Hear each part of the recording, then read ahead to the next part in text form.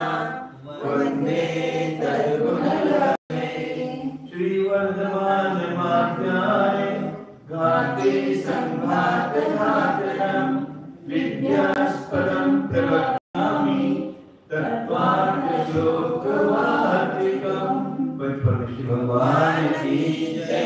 देवादिदेव श्री पार्श्वनाथ भगवान की जय। परम पूज्य आचार्य श्री उमा स्वामी जी महाराज की जय। परम पूज्य आचार्य श्री विद्यानंद स्वामी जी महाराज की जय। परम पूज्य आचार्य श्री शांति सागर जी महाराज की जय। परम पूज्य आचार्य श्री सन्मति सागर जी महाराज की जय। परम पूज्य आचार्य श्री अभिनंदन सागर जी महाराज की जय। परम पूज्य आचार्य गुरुदेव सुंदर सागर जी महाराज की जय। गुरुदेव समंतभद्र स्वामी की जय।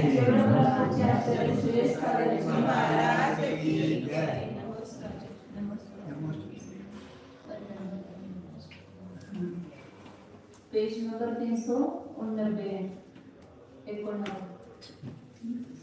प्रकरण चल रहा है कि ज्ञान की प्रतिनिधि कर्म व्यवस्था कैसे बनती है।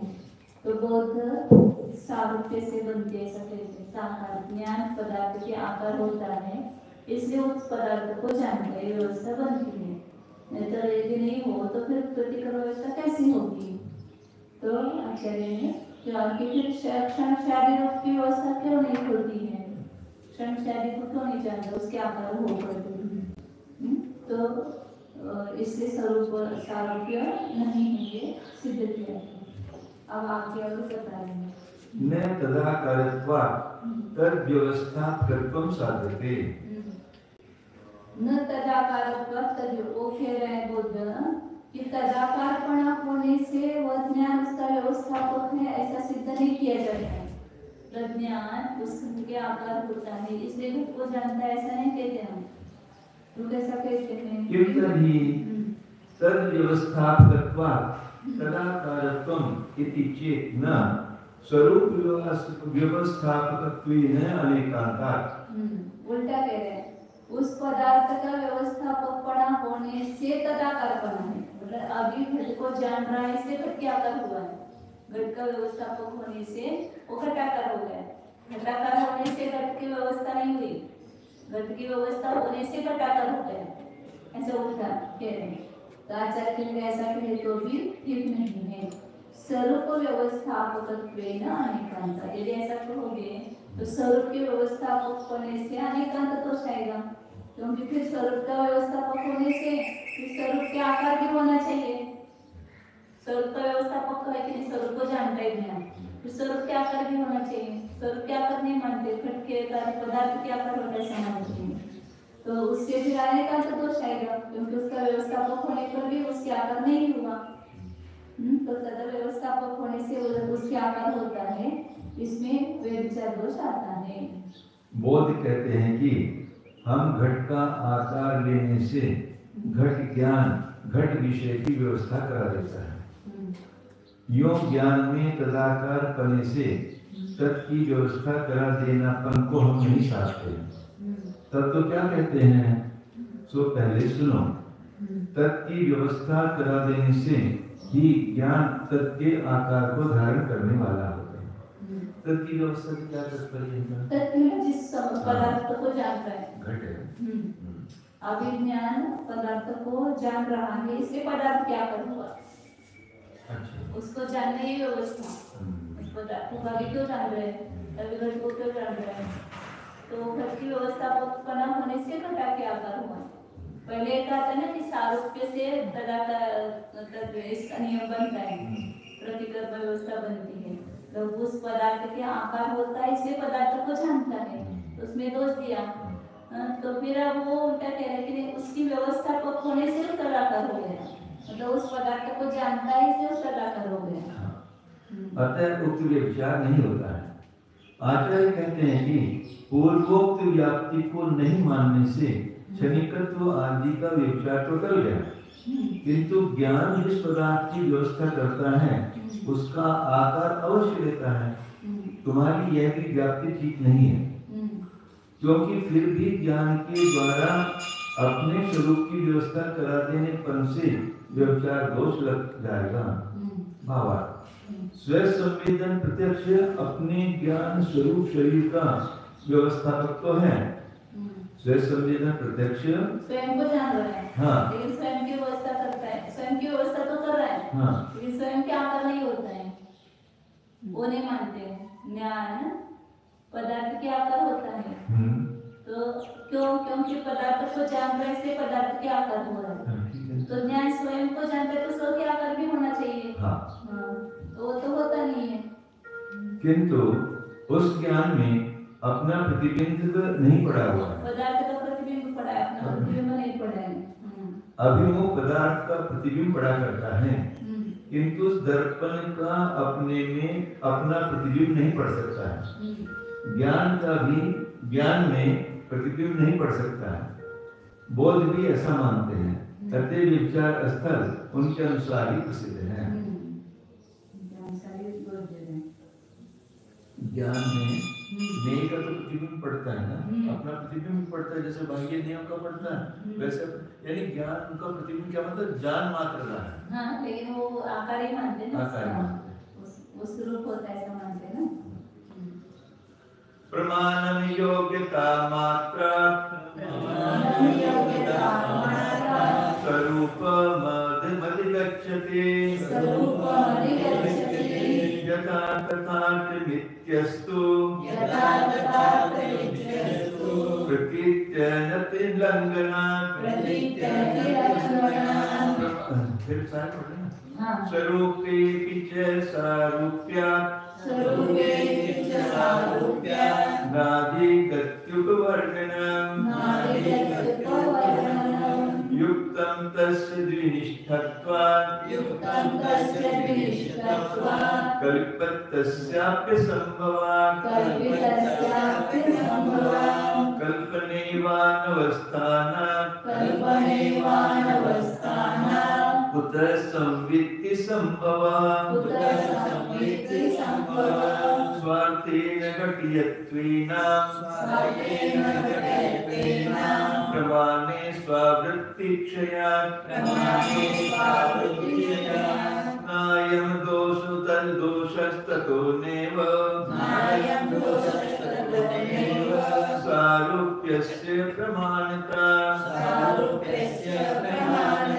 न भिन्नोऽधिगमस्तस्मात् एकान्तेनेके विनिश्चयात् प्रमाणं योग्यता मात्रा स्वरूपमधिगच्छति यथा तथार्थ नित्यस्तु प्रतिजनतिलङ्घना स्वरूपे सारूप्य नाति गत्युपवर्णनम् युक्तं तस्य विनिष्ठत्वात् कल्पितस्यापि संभवात् कल्पनेवानवस्थानात् कुतः संवित्ति संभवति स्वार्थेन घटियत्वेन प्रमाणे स्वावृत्तिक्षयात् नायं दोषस्ततो नैव सारूप्यस्य प्रमाणता न भिन्नोऽधिगमस्तस्मात् एकान्तेनेके विनिश्चयः। प्रमाण योग्यता मात्रा स्वरूपम अधिगच्छति। प्रमाण जो है स्वयं को कैसा जानता है, वो कह रहे हैं कि योग्यता मात्र से। तो जैसे योग्यता होने से प्रमाण स्वयं को जान रहा है, ऐसे योग्यता होने से पदार्थ को जानता है, ऐसा मानो, ऐसा हो। क्योंकि प्रतीति अनतिलंघना, इसमें प्रतीति का उल्लंघन नहीं होता है, ऐसी प्रतीति आ रही है। उस ज्ञान की उस पदार्थ को जानने की योग्यता है, इसलिए पदार्थ उस वस्तु को जान रहा है, प्रतिकर्म व्यवस्था बन जाती है। स्वरूपे च सारूप्यात् न अधिगति उपवर्णनम्। स्वरूप में सारूप्यपना होने से अधिगति मतलब ज्ञान नहीं होता है, ऐसा वर्णन करना युक्तम तस्य द्विनिष्ठत्वात्। क्योंकि सारूप्य जहाँ पर आरोप कर रहा है कि स्वरूप में भी सारूप्यपना है, स्वरूप में भी अपना रूप झलकता है, उसमें भी अपना प्रतिबिंब होता है, इसलिए उससे ज्ञान होता है, ऐसा स्वीकार करो। तो आचार्य करें कि तस्य द्विनिष्ठत्वात्, सारूप्य में दो चाहिए, दो मिश्रित है, एक में जिसमें प्रतिबिंब पड़ रहा है और जिसका पड़ रहा है, अच्छा द्विनिष्ठ है वो होने से कल्पित क्या संभव, कल्पित रूप से भी उसमें संभव नहीं है। अपना दो दो निश्चित रहने से उस स्वरूप में सारूप्य माना की कल्पना करेंगे तो भी संभव नहीं है। स्वरूप में सारूप्यपना नहीं है। हाँ, ज्ञान में नेयपना तो है। नहीं, वो ऐसा कह रहे हैं कि स्वरूप में भी सारूप्यपना होने से उसमें ज्ञान हो जाएगा वर्णन करते हैं।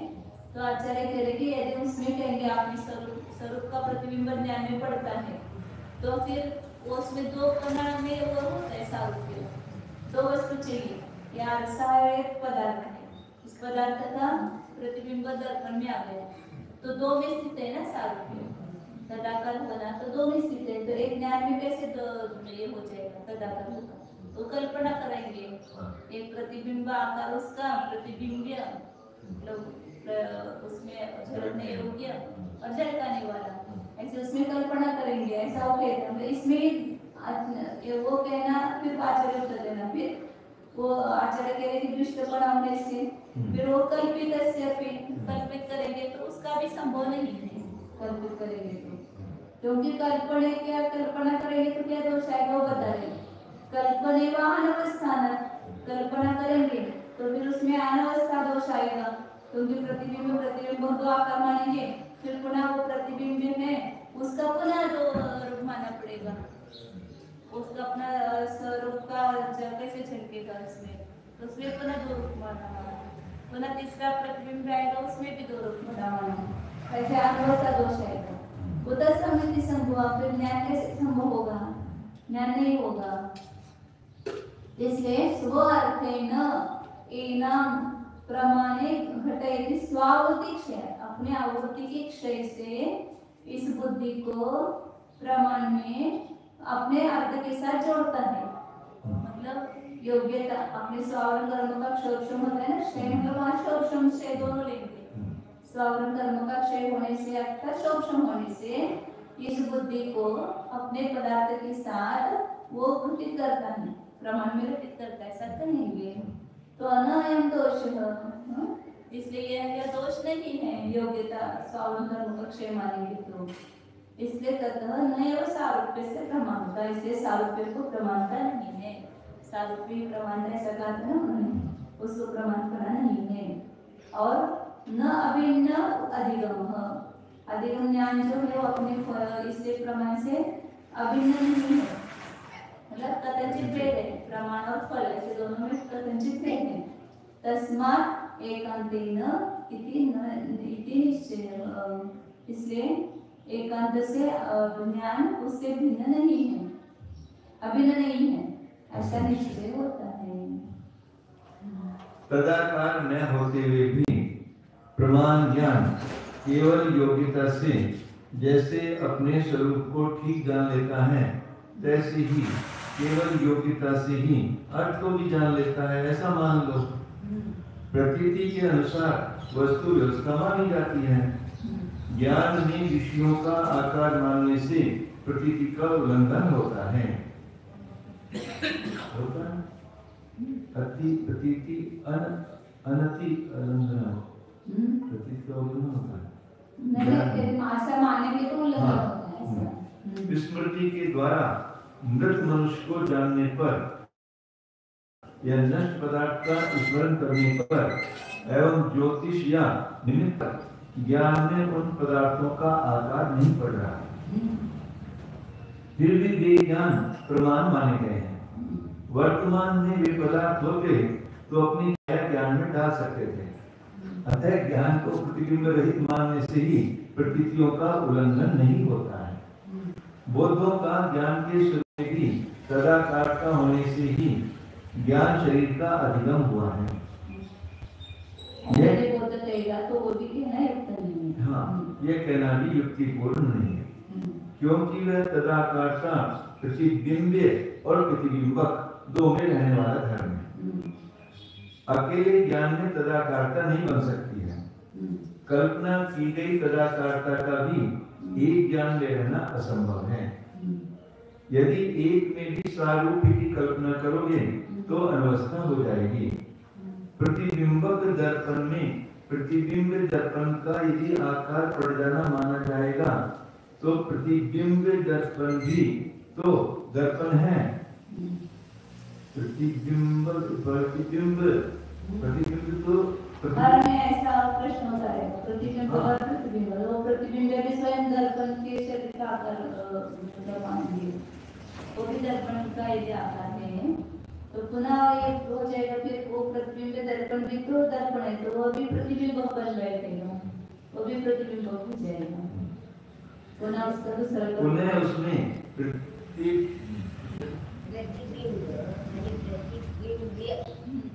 प्रतिबिंबित होने योग्य आणि प्रतिबिंबित करणारा, प्रतिबिंब हे सामान्य झालं, प्रतिबिंब म्हणजे प्रतिबिंबित होण्यायोग्य,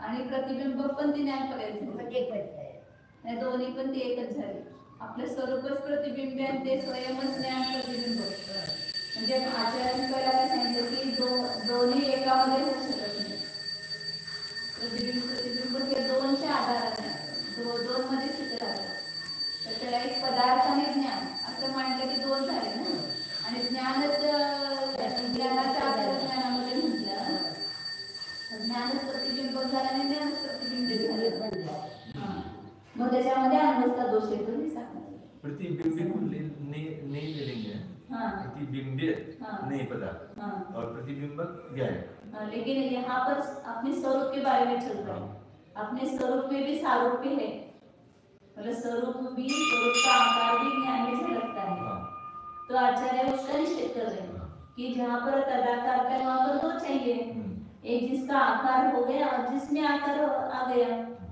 उसको प्रतिबिंबित करने वाला और प्रतिबिंबित होने वाला, ऐसे दो वस्तु हो गए ना, तो एक ज्ञान में दोनों कैसे मानेंगे, और दोनों मानेंगे तो अनुभव सा दोष आएगा, वापिस वो प्रतिबिंबी के बारे में प्रश्न आएगा, वो उसका स्वरूप भी है तो फिर वो उसका वापिस दोपना उसमें आएगा, जैसे एक स्वरूप में दोपना माना है प्रतिबिंब प्रतिबिंब, पुनः उसमें प्रतिबिंब प्रतिबिंब्य दर्पण के शरीर का आकार माना जाएगा, यह क्रम दूर तक अमर्यादित होकर चला जाएगा। इसी प्रकार ज्ञान के शरीर में स्वयं ज्ञान का आकार पड़ जाने से अनवस्था हो जाएगी। दूसरी बात यह है कि इस प्रकार जब ज्ञान अपने डील की ही व्यवस्था नहीं कर सकेगा तो भला उससे पदार्थों की संवित्ति होना कैसे संभवेगी? मैं अपने स्वरूप को ही नहीं जानेगा तो उससे पदार्थ करना कैसे होगा?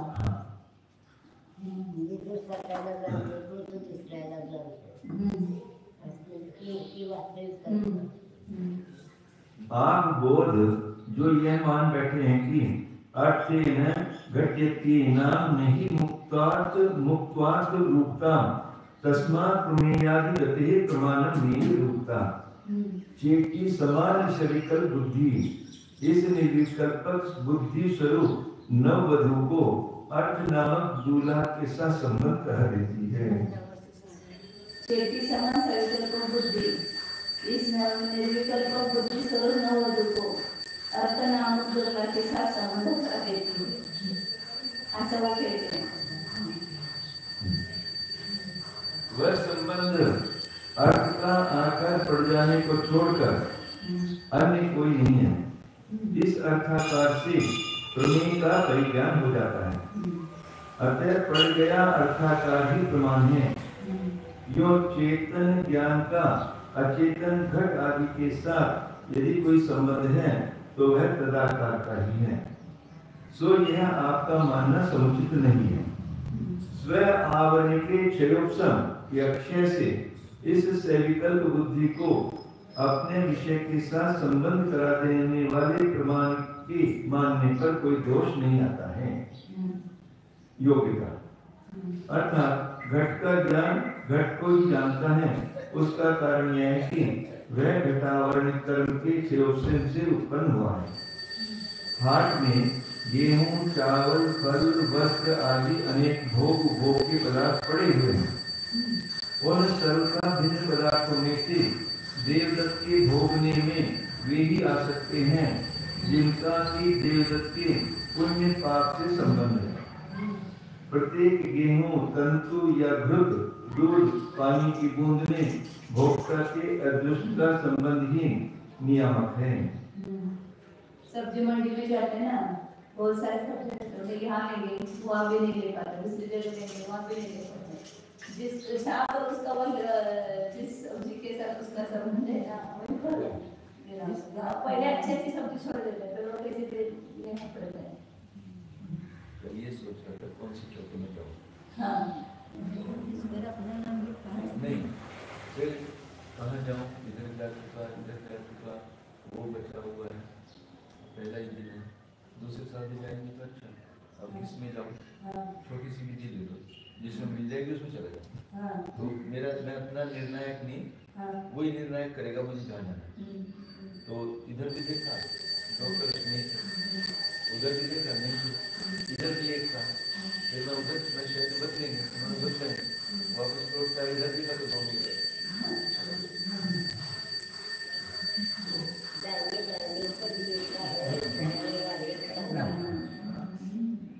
तभी तो वे नियत पदार्थी देवदत्त के पास आ जाते हैं, अन्य नहीं जाते हैं। लाखों कोस दूर पड़ी वस्तु का यदि हमको भोग करना है तो वह हमारे पास कथमपि आ जाएगी, कैसे भी, चाहे अच्छी हो या बुरी हो, कैसे भी हो, पुण्य पाप रूप से कैसे भी है, वो निमित्त वो कल भी यही कर रही हूँ कि ये मैंने तो नहीं लेंगे, मैंने इसको बता दो महाराज जी मुंह की तरफ भी मैंने देखो तो हमारे पास कथमपि आ जाएगी। कोई चोर, डाकू, कीट बिगाड़ नहीं सकता, बिगाड़ नहीं सकेगा। पदार्थों के परिणामों का पुण्य पाप से घनिष्ठ संबंध है। क्या बात है। ज्ञान का भी ज्ञेय के साथ स्व आवरण शोक्षम द्वारा विषय भाव संबंध हो रहा है। पति पत्नी या देवदत्त और धन के स्वामी संबंध के लिए भी तो कोई तदाकार संबंध नहीं है। पति पत्नी देवदत्त और धन के संबंध में तो कोई तदाकार संबंध नहीं है। जैसे ही प्रमाण का भी अर्थ के साथ तदाकार होना कोई योजक संबंध, प्रमाण मतलब ज्ञान का,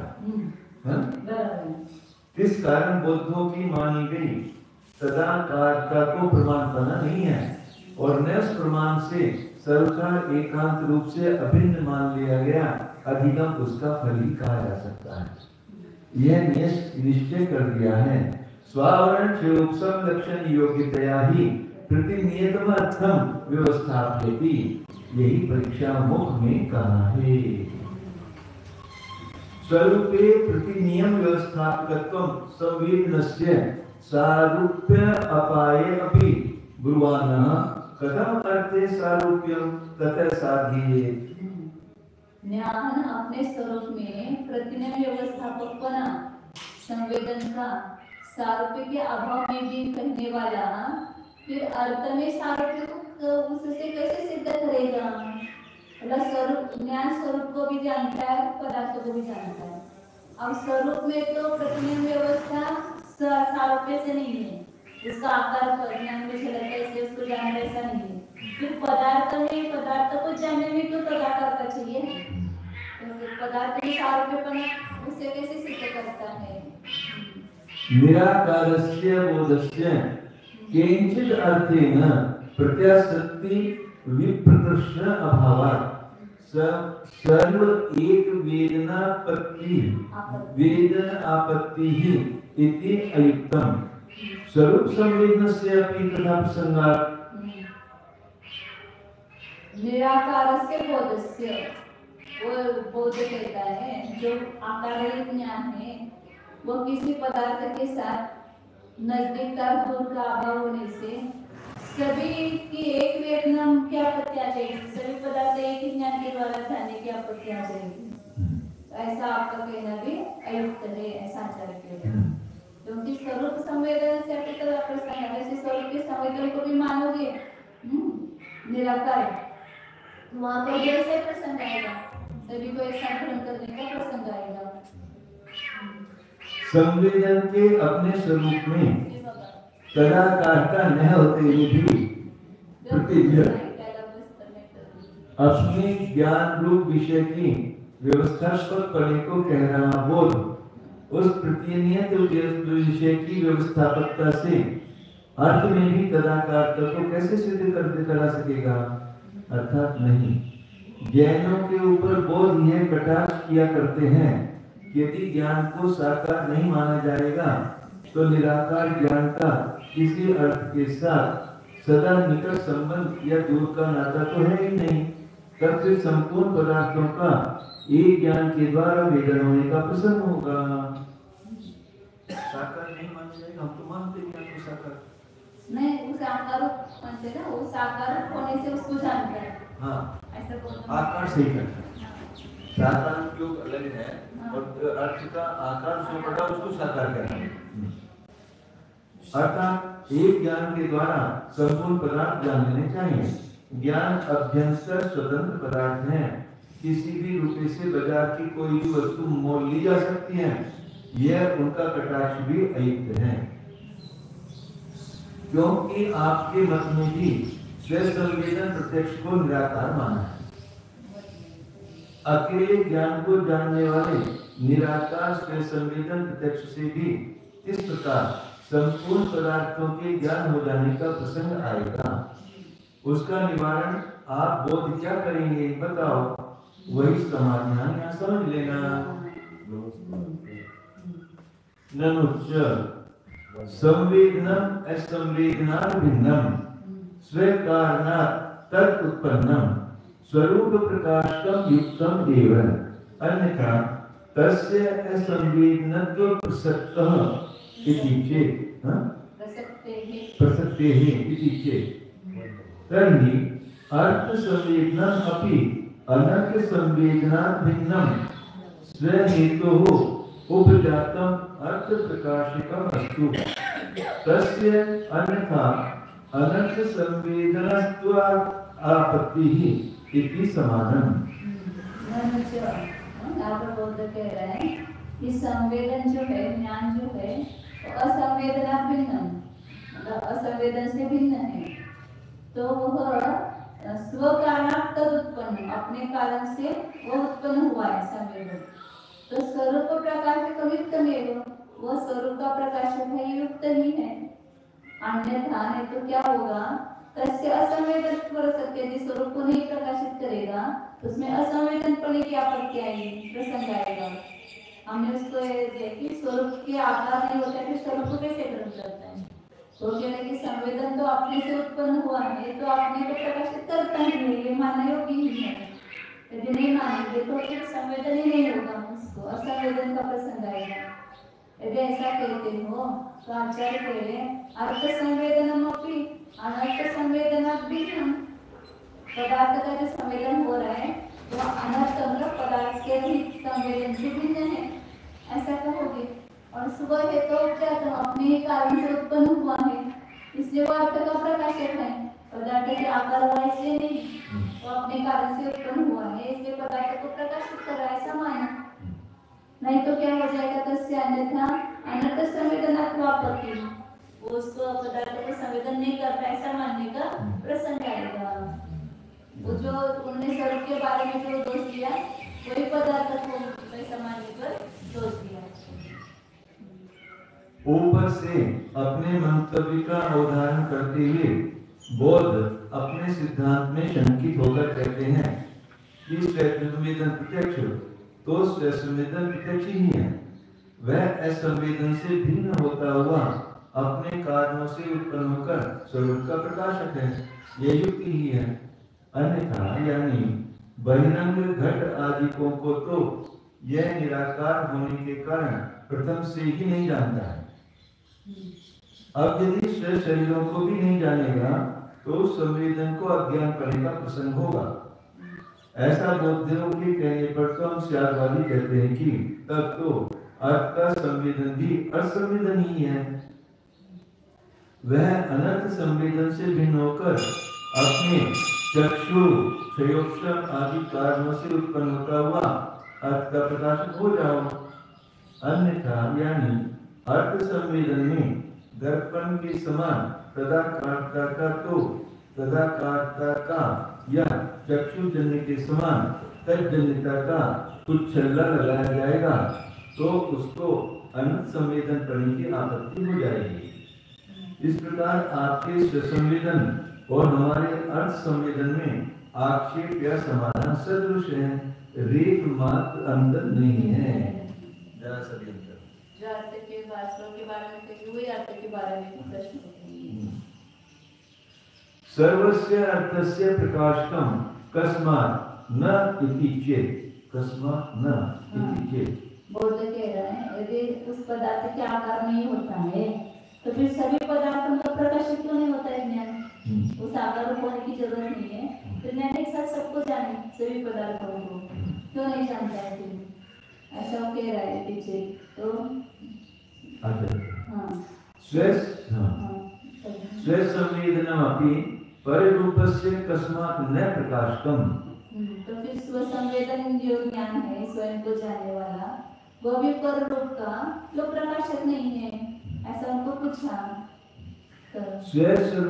स्वरूप प्रकाश में योग्यता सद्भाव, तो उसने उत्तर दिया कि जो स्वसंवेदन ज्ञान है वो स्वरूप का प्रकाशन करने में उसकी योग्यता है, उसकी योग्यता का सद्भाव होने से उसको ही ग्रहण करता है।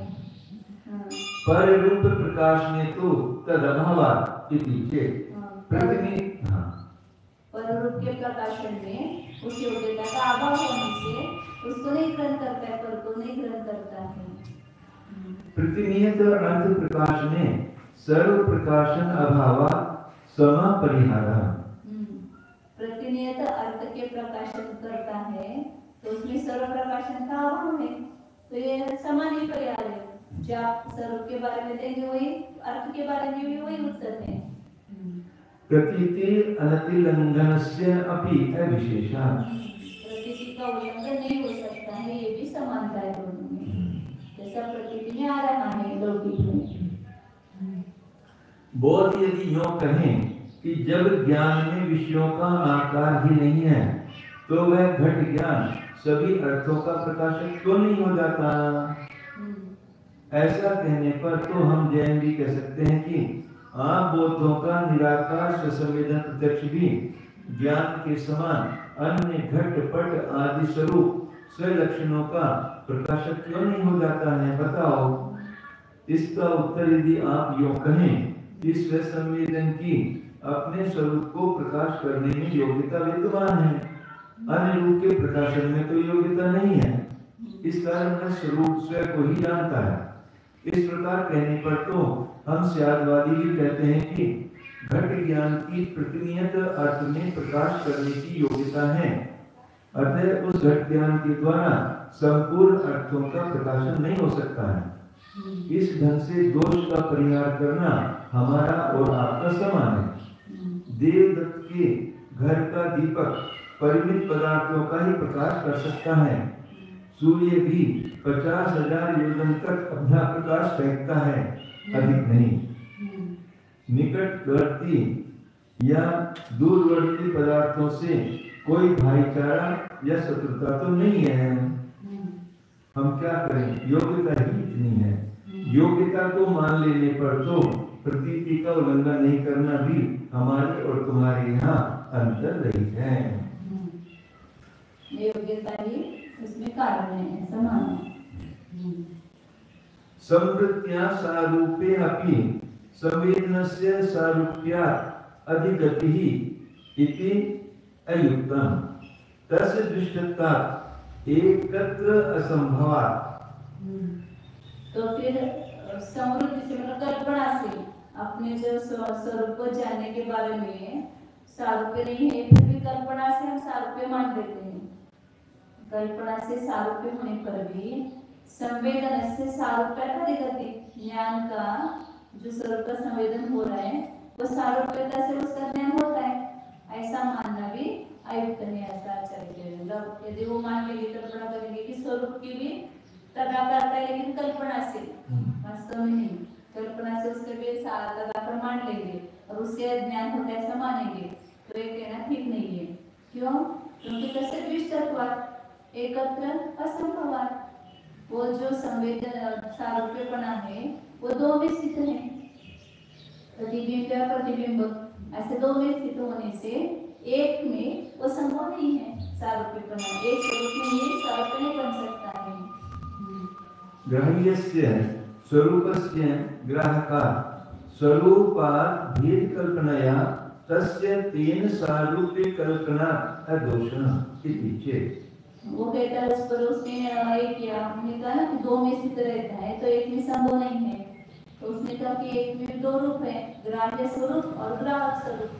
तो ग्राह्य स्वरूप का ग्राहक स्वरूप से भेद कल्पना करने पर ज्ञान में जो ग्राह्य स्वरूप है उसका जो ग्राहक स्वरूप है उसका भी भेद है, ऐसी कल्पना करने से उसके सारूप्य की कल्पना हो सकती है, इसलिए कोई दोष नहीं है, ऐसा बोध कहता है। तो आचार्य कहते कि तदपि ग्राह्यं ग्राहकं च स्वरूपम्। फिर पुनः वो जो ग्राह्य है उसमें भी दो स्वरूप होंगे, ग्राह्य और ग्राहक। वो जो ग्राहक होगा वो भी ग्राह्य भी होगा, ग्राहक होगा। पुनः तीसरा ग्राहक जो है वो भी ग्राह्य भी होगा, ग्राहक भी होगा। तो ऐसे अनवस्था दोष रहेगी। यदि स्व से संविदितम तद अन्य ग्राहक स्वरूप कल्पने प्रत्येकम अवस्था। यदि स्वसंवेदितम अपने का अपना जो ज्ञान हुआ उसमें अन्य ग्राहक स्वरूप की कल्पना करने पर प्रत्येक में पुनः अवस्था है, पुनः वो जो ग्राहक है वो भी ग्राहक होगा, पुनः तीसरा ग्राहक है वो भी ग्राहक होगा, ऐसे अनवस्था दोष आएगा।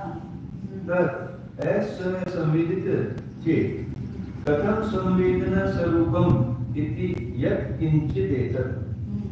फिर आप कहोगे कि ज्ञान है वो असंवेदित, स्वयं को जानता ही नहीं है, तो स्वयं को नहीं जानता है तो संवेदन स्वरूप ही उसका कैसे होगा? तो ज्ञान स्वरूप ही नहीं होगा, जो स्व को नहीं जानता है वह संवेदन ही नहीं है, उसमें स्वरूप संवेदन ही कैसे होगा? व्यवहार से कल्पना कर संवेदन की तदाकारता में भी सारूप्य से ही स्वयं का अधिगम होना मानना यह भी अयुक्त है, क्योंकि सदृश रूपता दो में होती है। संयोग सादृश्य सारूप्य विभाग आदि दृश्य पदार्थों का एक में रहना असंभव है। बोध फिर यूं कहें कि हम स्वसंवेदन में दो अंश कल्पित करेंगे, एक ग्राह्य अंश और दूसरा ग्राहक अंश, यानी एक आकार को देने वाला और दूसरा आकार को लेने वाला। ग्राह्य स्वरूप की ग्राहक स्वभाव स्व शरीर से भेद कल्पना करके उसके साथ तदाकारता कल्पना कर लेने से कोई दोष नहीं आता है। ऐसा कहने पर तो हम जैन पूछते हैं कि वे स्व संवेदन के दोनों ग्राह्य और ग्राहक स्वरूप यदि स्वयं का संवेदन करने वाले हैं तब तो फिर इनमें दूसरे ग्राह्य ग्राहक स्वरूपों की कल्पना की जाएगी और वे भी प्रत्येक अंश ग्राह्य ग्राहक रूप होकर स्वसंवेदी माने जाएंगे। इस प्रकार 1 के 2 और 2 के 6 तथा 6 के 18 इत्यादि प्रकार से ग्राह्य ग्राहक अंश वाले स्वसंवेदनों की कल्पना करते करते अनवस्था दोष होगा। हाँ, अनवस्था दोष से भयभीत होकर यदि आप बोध स्वसंवेदन के ग्राह्य ग्राहक स्वरूपों को स्वसंवेदित नहीं मानोगे तो वे स्वसंवेदन प्रत्यक्ष के स्वरूप भला कैसे कहे जा सकते हैं? इस प्रकार आप बौद्धों का यह उक्त निरूपण करना जो कुछ भी कह देना मात्र है, इसमें सार कुछ नहीं है। मुखमस्ति इति वक्तव्यम्। हाँ, मुख है, इस कारण कुछ कहते चाचा तेरा मुख कुछ भी बोल। हाँ, आपका मुंह है तो आप बोलो। सैकड़ों श्रोताओं में से संभव है कोई हमारे निस्वार्थ तत्व का ही समर्थन समझने लग जाए, किंतु यह वंचना प्रशंसा मान नहीं है। न चायं दोषः समानः संवित्तिं स्वार्थेन घटयति सति प्रमाणे स्व आवरणस्यात् क्षयोपशमात्वा तथा स्वभावत्वात् प्रमाणस्य। यह दोष समृद्धि का मतलब ज्ञान का अपने पदार्थ के साथ घटित होना ये समान नहीं है। आप कहेंगे कि आप में भी ये दोष आता है, ऐसा कहेंगे तो समान नहीं है, क्योंकि प्रमाण स्वावरण क्षोभक्षमात्वा तथा स्वभावतः प्रमाणस्य स्ववरण कर्म के क्षोभक्षम से या क्षोभक्षम से हम पदार्थ की व्यवस्था मानते, पदार्थ के साथ ज्ञान जो का संबंध आता है वो स्ववरण कर्म के क्षोभक्षम से आशय से आता है, क्योंकि स्वभाव का प्रमाण से, क्योंकि वो प्रमाण का स्वभाव है।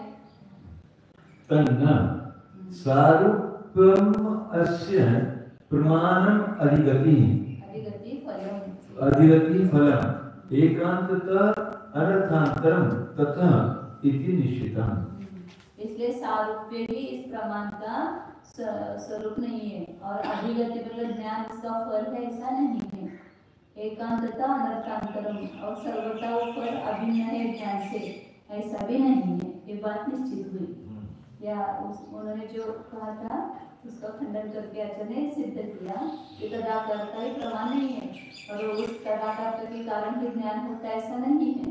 और वो ज्ञान फल जो है वो सर्वदा अभिन्न है, ऐसा भी नहीं। एक बात यह भी है कि यह उक्त दोष आंख बोधों के समान हम त्यागवादियों के ऊपर लागू नहीं होता है, जबकि प्रमाण ज्ञान संवित्ति को अपने विषय के साथ स्वयं आवरणों के 6 अथवा क्षोभक्षम से संयोजन कर रहा है। ऐसा होने पर विषय और विषयी का स्वयं आवरण क्षोभक्षम स्वरूप योग्यता ही सखी बनकर संबंध करा देती है। हम क्या करें? प्रमाण का किसी प्रकार स्वभाव है, स्वभाव में तर्क नहीं चलती है, इस कारण इस विषय की तदाकारता ही प्रमाण है और एकांत रूप करके प्रमाण से सर्वथा अभिन्न उसका फल है। यह बोध सिद्धांत उससे सिद्ध नहीं होता है। इस बात का हम स्पष्ट रूप से निर्णय कर चुके हैं। भिन्न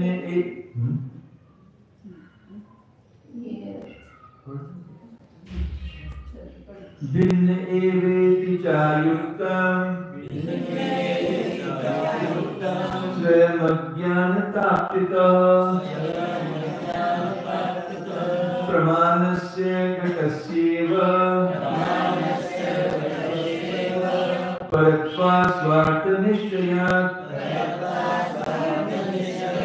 भिन्नेवेति चायुक्तम् स्वयमज्ञानताप्तितः प्रमाणस्य घटस्यैव परत्वात् स्वार्थनिश्चयात्। और यदि प्रमाण करो उसके फल को भिन्न नहीं कहेंगे, भिन्न एवं ऐसा मानना भी अयुक्त नहीं, क्योंकि स्वयं अज्ञानताप्तित प्रमाण यदि ज्ञान से भिन्न होगा, सर्वथा फल रूप ज्ञान से भिन्न होगा तो उसको अज्ञान फल की प्राप्ति होगी, उसका अज्ञान रूप मानना पड़ेगा। प्रमाणस्य घटस्य घट के समान प्रमाण को भी परपणा होने से स्वार्थ निश्चय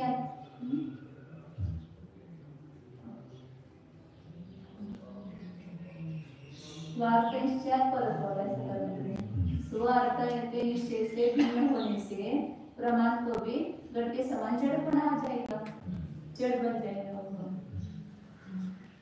तथा स्वयं और अर्थ का अधिगम रूप फल से प्रमाण को यदि भिन्न ही कहा जाए यह भी अयुक्त है, क्योंकि तब तो स्वार्थ निश्चय से सर्वथा भिन्न होने के कारण प्रमाण को घट के समान जड़ कण की प्राप्ति हो जाएगी।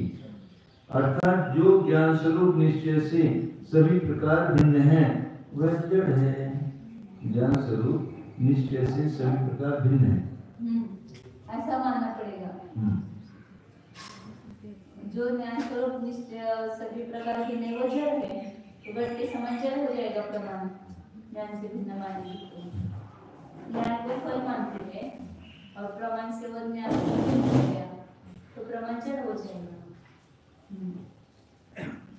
यत् स्वार्थ अधिगमात् अत्यंतं भिन्नं तद अज्ञानम् एव यथा घटादि। जो अपने पदार्थों के ज्ञान से अत्यंत भिन्न है वह अज्ञान भी है। जैसे घटादि अज्ञान रूप है, ज्ञान से भिन्न है, वो जड़ है। तो ऐसे ज्ञान भी यदि प्रमाण भी स्वर अर्थ के अधिगम से भिन्न ऐसा कहेंगे तो वो भी अज्ञान ही है। तथा च कस्यचित् प्रमाणं न च अज्ञानस्य प्रमाणता युक्ता। तो फिर किसी के भी प्रमाणपना नहीं होगा, क्योंकि अज्ञान को प्रमाणपना मानना योग्य नहीं है।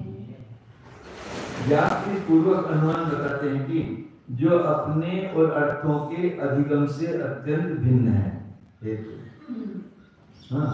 वह अवश्य ज्ञान है, अज्ञान है। जैसे कि घड़ा, कपड़ा आदि दृष्टांत। इस प्रकार किसी एक नैयायिक के द्वारा माना गया प्रमाण है उपनय, इस प्रकार यह प्रमाण जड़ हो जाएगा निगमन, और अज्ञान पदार्थ को तो प्रमाण करना युक्त नहीं है। अज्ञान की निवृत्ति रूप प्रमिति चेतन ज्ञान के द्वारा ही साध्य है।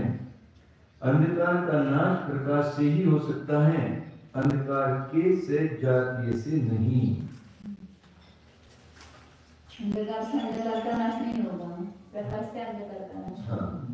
ऐसे ज्ञान से ज्ञान की प्राप्ति होगी, अज्ञान से ज्ञान की प्राप्ति नहीं होगी। इस बात में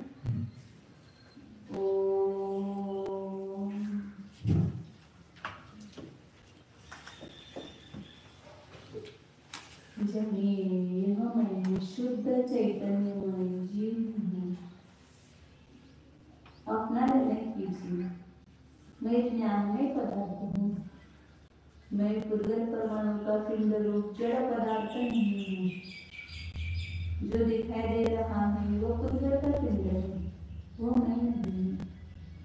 इसके भीतर जो चैतन्य है अनंत गुणों का अखंड पिंड है, सच आनंद स्वरूप है, एकत्व विभक्त स्वरूप है, अनादि अनंत चिद्घन है। यह मैं हूँ, ऐसी प्रतीति कीजिए। अपने स्वयं को जानने के लिए अन्य ज्ञान की आवश्यकता नहीं है। जो स्वयं ज्ञानमय वस्तु है उसके पास ज्ञान पड़ा हुआ है, तो वो ज्ञान भी उसको जान रहा है।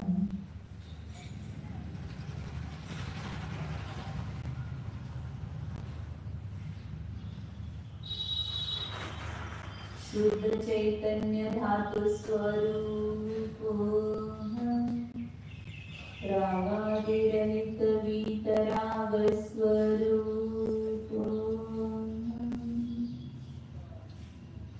परद्रव्य परभाव रहित स्वरूप, संकोतीर्ण न्यायक स्वरूप,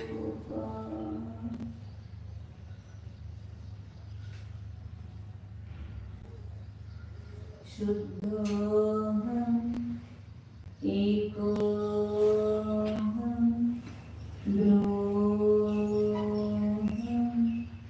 निर्विकल्पोऽहम् निरागोऽहम् निरालम्बोऽहम्।